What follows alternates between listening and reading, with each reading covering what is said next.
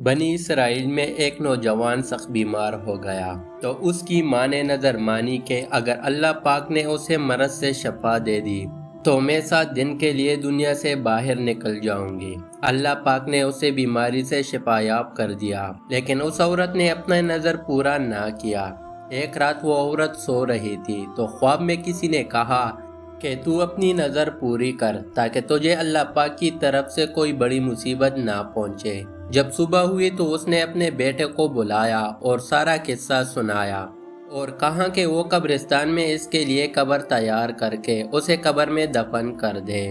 بیٹے نے ایسے ہی کیا۔ جب وہ عورت قبر میں اتری تو اس نے عرض کیا، اے میرے رب، اے میرے مولا، بے شک میں نے اپنی ہمت اور طاقت کے مطابق اپنی نظر کو پورا کیا، بس تو مجھے قبر کی آفتوں سے محفوظ رکھنا۔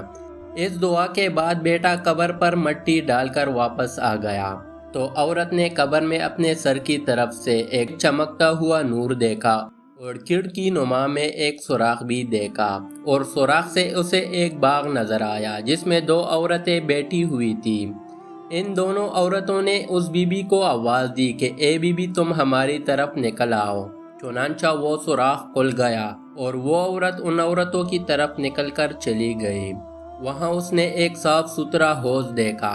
وہ دونوں عورتیں اس پر بیٹھی ہوئی تھی۔ یہ عورت ان کے پاس جا بیٹھی اور ان کو سلام کیا، لیکن انہوں نے اس سلام کا جواب نہ دیا۔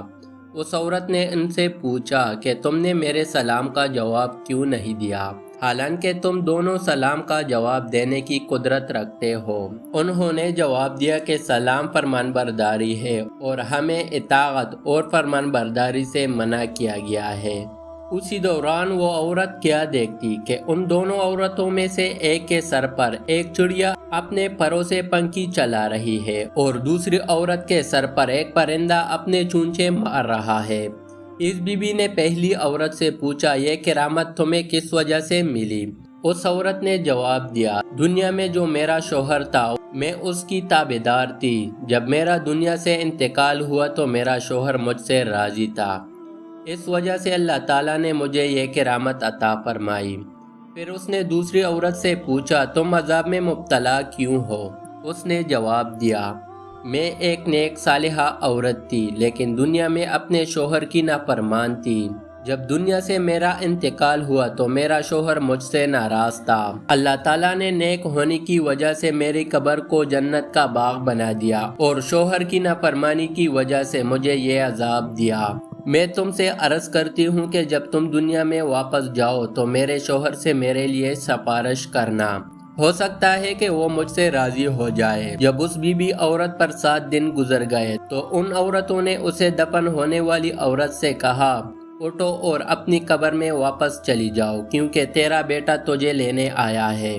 جب وہ عورت واپس اپنی قبر میں آئی تو کیا دیکھتی ہے کہ اس کا بیٹا اس کی قبر کھود رہا ہے۔ بیٹے نے اپنی ماں کو قبر سے باہر نکالا اور اس کو اپنے گھر لے آیا، اور یہ بات لوگوں میں مشہور ہو گئی کہ فلاں عورت نے اپنی منت پوری کر لی۔ لوگ اس کی زیارت کے لیے آئے اور اس عورت کا شوہر بھی آیا جس نے ان دفن ہونے والی عورت کو کہا تھا کہ یہ دنیا میں جا کر اس کے شوہر سے اس کی معافی کی درخواست کرے۔ بہرحال اس عورت نے اس کے شوہر سے اس کی بیوی کا سارا حال بیان کیا اور بیوی کو معاف کر دینے کی سفارش کی تو اس شوہر نے معاف کر دیا۔ ایک رات خواب میں اس عورت نے اس کی بیوی کو دیکھا کہ وہ کہہ رہی تھی، میں نے عذاب سے تیری وجہ سے نجات پائی ہے، اللہ تعالیٰ تجھے بہتر جزا دے اور تیرے گناہوں کو معاف فرمائے۔